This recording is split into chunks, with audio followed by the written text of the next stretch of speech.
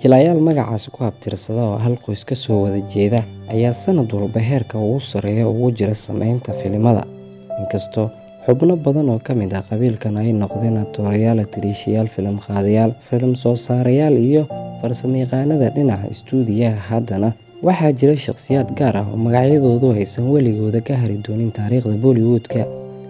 Fadlan daawade, haddii aad nagu cusub tahay, ka mid noqo asxaabta ku xiran Wanaag Show.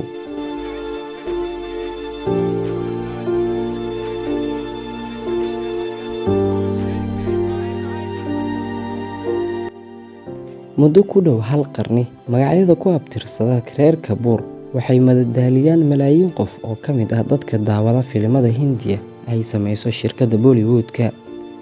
Haddana sidaa ay tahay, waxaa jira shakhsiyaad gaar ah oo magacyadoodu aysan weligooda ka hari doonin taariikhda Bollywood-ka. Prithviraj Kapoor waxa uu ka mid yahay qoyska reer Kapoor, waxaana sheekada jilistooda kasoo bilaabanaysaa 1928kii, markaasoo Prithviraj Kapoor uu kasoo muuqday filimkii ugu horreeyay ee xilligaas. Waxaa la samayn jiray filimada aamusnaanta, laakiin magaciisa ma aamusnayn, si weyn ayuu ugu soo caanbaxay xirfadiisa. Filimkii ugu horreeyay ee Prithviraj Kapoor laga daawado waxaa lagu magacaabaa Dohari Talwar. Kadib markii uu horumarin ku sameeyay habjilitaanka, wuxuu kasoo muuqday filimkii ugu horreeyay ee Hindiya lagu hadlo. Wuxuu ahaa filimkii Alam Aara oo soo baxay sanadkii 1931. Wuxuu jiray in ka badan 40 filim. Sanadkii 1944 wuxuu aasaasay masrax Prithviraj oo isagu si gaar ah u lahaa.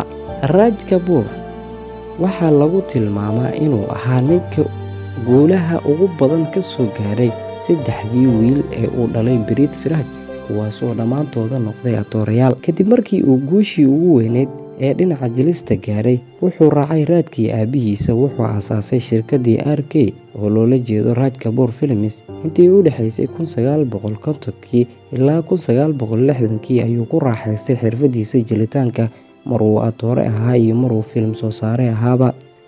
Filimadiisii ugu caansanaa waxaa ka mid ahaa Awara Barsat iyo Mere Naam Joker. Wuxuu dhashay 1924kii 14 Diseembar, wuxuuna dhintay 2 Juun 1988. Rishi Kapoor oo ah wiilka ugu yaraa oo uu dhalay Raj Kapoor, wuxuu isagoo carruur ah kasoo muuqday filimkii uu jilayay aabihiis, laakiin markii uu gaaray da'da 20 sano ayuu la wareegay jilistii filimada Bollywood-ka, wuxuuna ka mid noqday atoorayaashii ugu caansanaa ee abid soo mara Hindiya. Muddo 10 sano ayuu hormuud u ahaa jilayaasha Hindiya. Markii ay da'da ka daba timid, wuxuu ku wareegay doorka caawinaanta iyo atoorayaasha ee jilista. Bishii Abriil ee sanadkii 2019 ayuu geeriyooday kadib markii uu 2 sano la xanuunsanaa cudurka kansarka. Karisma oo ah hogaamiyaha jiilka afraad ee reer Kapoor, waxay ahayd haweeneydii ugu horreysay ee xubin ka ah qoyskan ee jilitaanka samaysa. Waxay shaleemooyinka qabsatay sanadkii 1990meeyadii horaantii 2000. Filimkii Raj Hindustani ayuu ahaa kii ay guusha ugu weyn kusoo hooyisay, kuna hanatay abaalmarinta Filmfare-ka ee atiriishada ugu fiican.